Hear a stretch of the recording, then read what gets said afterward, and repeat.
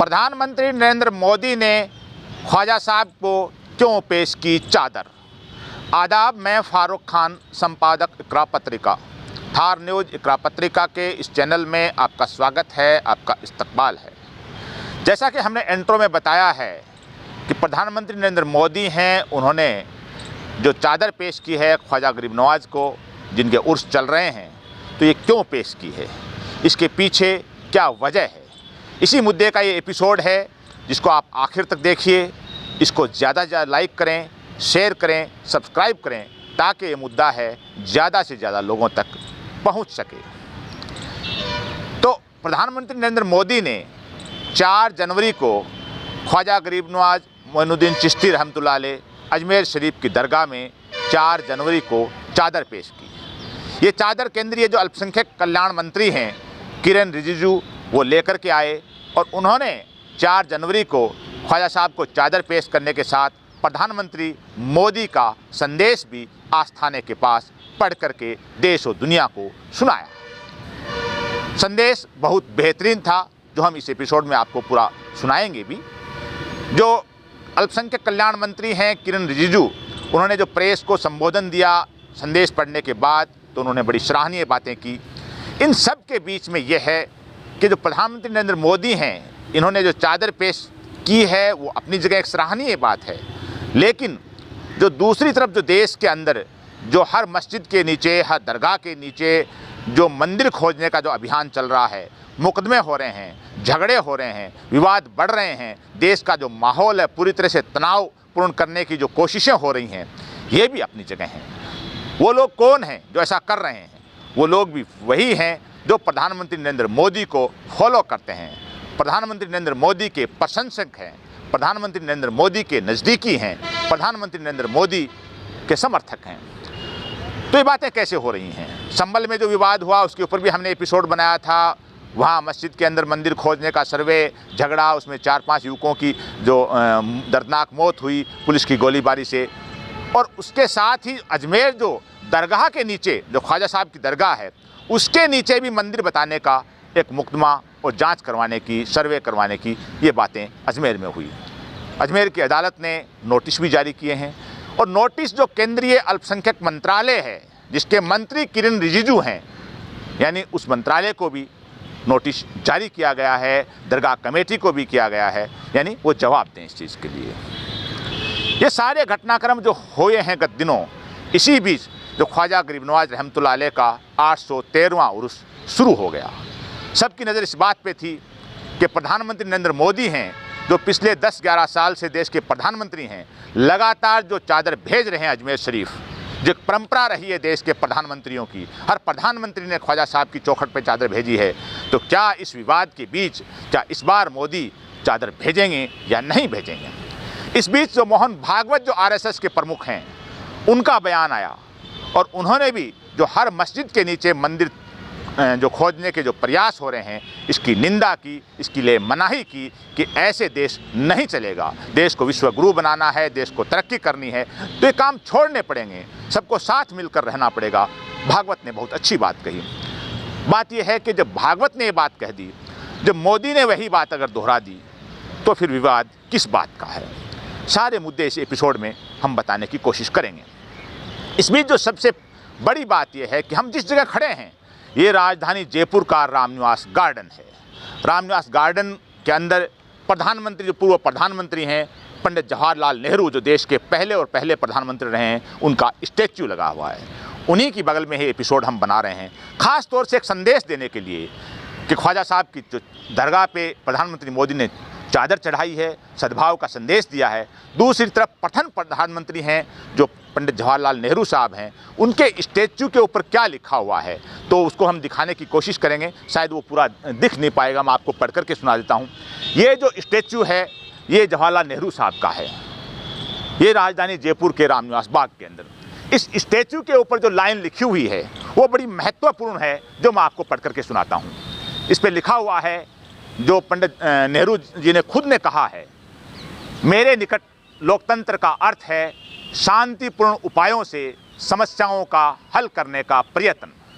यदि वह शांतिपूर्ण नहीं है तो फिर मेरी समझ में वह लोकतंत्र भी नहीं है। ये नेहरू जी ने कहा है, जो इनकी स्टैचू पे लिखा हुआ है। ये बात बड़ी अच्छी है और देश के जो शासक रहे हैं, देश के जो कर्णधार रहे हैं, देश के संविधान निर्माता रहे हैं, उन सब लोगों ने देश के अंदर गंगा जमुनी तहजीब की बात कही है, सांप्रदायिक सद्भाव की बात कही है, मिलीजुली संस्कृति की बात कही है। क्योंकि हमारा देश है, ये एक गुलदस्ता है जिसके अंदर अलग अलग किस्म के अलग अलग कलर के फूल हैं, विविधताओं में एकता वाला देश है। हमारा जैसा देश दुनिया के किसी भी कोने में नहीं है। तो सब ने, जितने भी देश के जो महापुरुष हुए हैं, उन सब ने बड़ी अच्छी बात कही है। शासक हुए हैं, देश के कर्णधार हुए हैं, सब ने बड़ी अच्छी बात कही है। नेहरू जी को हमने यहाँ कोट किया है। प्रधानमंत्री नरेंद्र मोदी ने जो संदेश दिया है, जो ख्वाजा साहब के नाम, वो भी हम आपको पढ़ करके इसके अंदर आपको सुनाएंगे कि प्रधानमंत्री मोदी ने 2 जनवरी को ये अपनी चादर है वो किरण रिजिजू जो केंद्रीय मंत्री हैं उनको पेश की, उनको सौंपी और अपना संदेश सौंपा।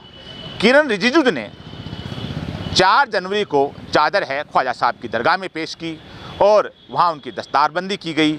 उन्होंने प्रधानमंत्री मोदी का जो संदेश पढ़ करके सुनाया और जो ख्वाजा साहब की चौखट पे उस संदेश को पेश किया, देश दुनिया को बताया। वो संदेश ये है कि प्रधानमंत्री मोदी ने जो 813वें उर्स की उसके अंदर मुबारकबाद दी है, शुभकामनाएं दी हैं। अब आगे जो प्रधानमंत्री ने कहा है उस संदेश में, वो ये कहा है कि विभिन्न कालखंडों में हमारे संतों, पीरों, फकीरों व महापुरुषों ने अपने कल्याणकारी विचारों से जन जन के जीवन को आलोकित किया है। इस कड़ी में ख्वाजा मोइनुद्दीन चिश्ती के लोक कल्याण व मानवता से जुड़े संदेशों ने लोगों पर अमिट छाप छोड़ी है और उनके प्रति विश्व भर में लोगों की गहरी आस्था है। ये प्रधानमंत्री जी ने अपने संदेश में कहा है। उन्होंने आगे कहा है कि समाज में प्रेम एवं सौहार्द को बढ़ाने के लिए समर्पित उनका जीवन, यानी ख्वाजा साहब का जीवन व आदर्श हमारी पीढ़ियों को निरंतर प्रेरित करता रहेगा। ये पीएम मोदी ने ख्वाजा साहब के बारे में कहा है। उनके वार्षिक उर्स का उत्सव लोगों के आपसी जुड़ाव को सशक्त करने में बड़ी भूमिका निभाएगा। ये प्रधानमंत्री ने कहा है, क्योंकि ख्वाजा साहब की चौखट पे हर जाति के लोग, हर धर्म के लोग और दुनिया के कोने कोने से, यानी भारत के बाहर से भी लोग आते हैं। तो मोदी ने बड़ी अच्छी बात इस संदेश में लिखी है। पीएम ने आगे लिखा है संदेश में, मुझे विश्वास है कि इस अवसर पर लोगों को देश व समाज की बेहतरी के लिए हर संभव प्रयास करने की प्रेरणा ये उर्स यानी देगा, ख्वाजा साहब का संदेश देगा। वार्षिक उर्स के अवसर पर दरगाह शरीफ के लिए चादर भेजते हुए मैं ख्वाजा मोइनुद्दीन चिश्ती को नमन करता हूं और उनसे देशवासियों की प्रसन्नता व समृद्धि की कामना करता हूं। प्रधानमंत्री नरेंद्र मोदी, भारत सरकार। ये संदेश प्रधानमंत्री मोदी जी ने किरण रिजिजू के लिए दिया और उन्होंने वहाँ पढ़ करके सुनाया। अब एक तरफ ख्वाजा गरीब नवाज की दरगाह को लेकर मुकदमा चल रहा है। जाहिर सी बात है कि केंद्रीय सरकार को, केंद्रीय अल्पसंख्यक मंत्रालय को जवाब देना पड़ेगा। लेकिन ये जवाब दिया जो चुका है, जो ख्वाजा मोइनुद्दीन साहब की जो चौखट है उसमें प्रधानमंत्री का संदेश है, जाहिर सी बात है वही जवाब है। तो उन लोगों के लिए भी प्रधानमंत्री ने एक जवाब दे दिया है जो हर मस्जिद के नीचे मंदिर तलाशने की कोशिश कर रहे हैं, हर दरगाह को मंदिर बताने की कोशिश कर रहे हैं कि ये देश में नहीं चलेगा। यानी जो ख्वाजा साहब की दरगाह है वो दरगाह ही है और ख्वाजा साहब हैं वो सद्भाव के प्रतीक हैं और उन्होंने मिलीजुली संस्कृति को देश में बढ़ावा दिया है और हमें और आने वाली पीढ़ियों को उनसे प्रेरणा लेनी चाहिए। तो जो संदेश भागवत ने दिया था वही संदेश मोदी ने दिया है। तो जो मोदी जी के समर्थक हैं, मोदी जी को सोशल मीडिया पे फॉलो करते हैं या मोदी जी की प्रशंसा में गुणगान करते हैं, वे लोग जगह जगह जब हालात को ख़राब करने की कोशिश कर रहे हैं, कोर्ट कचहरी कर रहे हैं, मस्जिदों दरगाहों को टारगेट बना रहे हैं, उनको पीएम मोदी का एक स्पष्ट संदेश ये मिल चुका है। ऐसे ही पीएम मोदी ने जो क्रिसमस के मौके पर भी एक कार्यक्रम के अंदर, जो कुछ दिनों पहले क्रिसमस गया है, तो उसके मौके पर पादरियों के एक सम्मेलन में गए, वहाँ भी उन्होंने बड़ी अच्छी बात कही, सद्भाव की बातें कही। तो ये चीज़ें हैं कि प्रधानमंत्री मोदी हैं, उन्होंने ऐसा क्यों किया, चादर क्यों पेश की, क्रिसमस के मौके पे वो क्यों गए।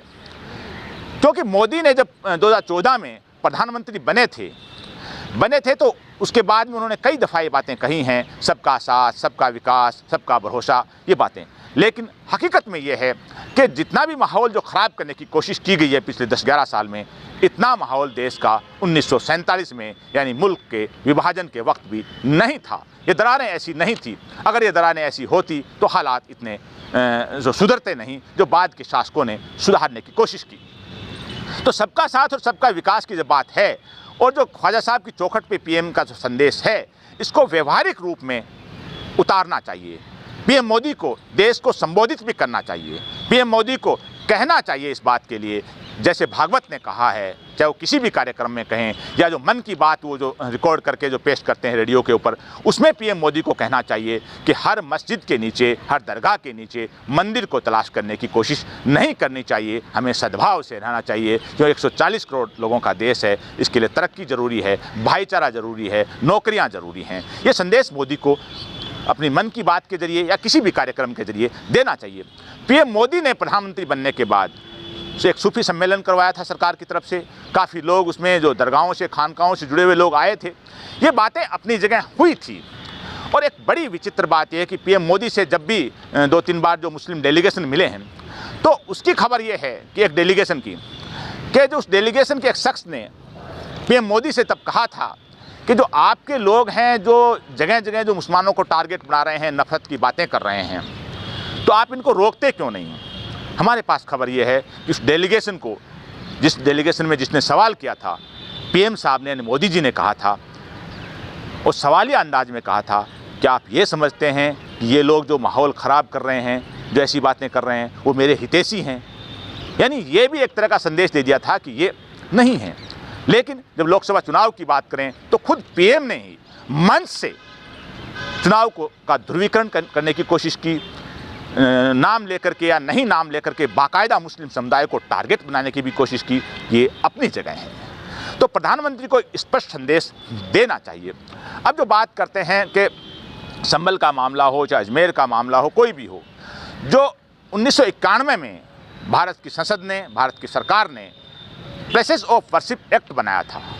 उसके मुताबिक 15 अगस्त 1947 से पहले का जो भी धार्मिक स्थल जैसा है वो वैसा का वैसा ही रहेगा, उसके अंदर कोई बदलाव नहीं किया जाएगा। इस मुद्दे को लेकर के भी सुप्रीम कोर्ट में सुनवाई चल रही है। केंद्र सरकार को वहाँ भी जवाब देना है। और जवाब एक तरह का जो संदेश ख्वाजा साहब की चौखट से पीएम ने दिया है, तो अगर यही जवाब वहाँ होता है कि वर्शिप एक्ट है वो वैसे के वैसे रहेगा, इसमें किसी किस्म का कोई परिवर्तन नहीं किया जाएगा। और 15 अगस्त 1947 से पहले के जो भी धार्मिक स्थल जिस भी धर्म के जिस भी कंडीशन में हैं, उनमें किसी किस्म का कोई बदलाव या उनके बारे में कोई सर्वे या उनके बारे में कोई जांचें या उनके बारे में कोई मुकदमेबाजी नहीं की जाएगी। ऐसा जवाब अब उम्मीद है कि केंद्र सरकार, सुप्रीम कोर्ट भी जो कुछ दिनों बाद जो देगी तो उसमें देगी, ऐसी उम्मीद है। अगर ये चीज़ें नहीं होती हैं, अगर वर्शिप एक्ट के खिलाफ कोई मामला जाता है, अगर सरकार ने जो पीएम ने जो संदेश अजमेर शरीफ में दिया है, अगर उसके खिलाफ कोई मामला जाता है सुप्रीम कोर्ट में, कोई उसके जो उस भावना के खिलाफ कोई जो एफिडेविट सरकार का जाता है, या पीएम मोदी के समर्थक ऐसे ही हुड़दंग मचाते रहते हैं, जगह जगह कोर्टों में जाते रहते हैं, जगह जगह हालात ख़राब करते रहते हैं, तो फिर इन संदेशों का कोई औचित्य भी नहीं रहेगा। अब एक बात और है कि हालात कैसे बने। हालात जाहिर सी बात है मुल्क के जो ख़राब हैं सबके सामने हैं। मतलब छोटी छोटी बात को लेकर के जो नफ़रत फैलाई गई है, लोगों में जो एक तरह का दूरियां बनी हैं, ये बड़ी ही एक सवाल खड़े करती हैं कि इतने बड़े देश को चलाने के लिए, जहाँ जैसे तमिलनाडु की बात करें, तमिलनाडु का आदमी है वो पंजाब की बोली नहीं समझ पाएगा, पंजाब वाला बंगाल की नहीं समझ पाएगा, ओडिशा का राजस्थान की नहीं समझ पाएगा। यानी इतने बड़े देश में इतनी बोलियां हैं, इतना रहन सहन, खान पान, अलग अलग कल्चर है, उस देश के अंदर अगर नफरत फैलाई जाए तो उसका नुकसान जाहिर सी बात है सबको होगा। अब बात करें कि ये हालात जो पीएम ने, क्योंकि पीएम के जो चेहरे हैं वो इन हालात को देख के लग रहे हैं कि पीएम के भी दो चेहरे हैं।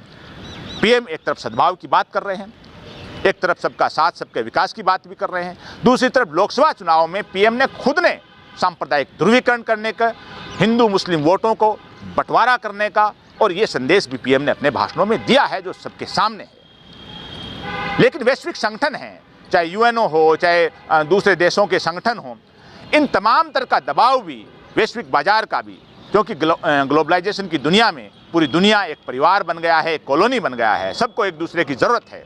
तो इन हालात में किसी भी देश का शासक है वो इतनी ज़्यादा कट्टरता नहीं दिखा सकता। अगर वो दिखाता है तो वो देश और वो शासक है वो दुनिया के अंदर अकेला भी पड़ जाता है।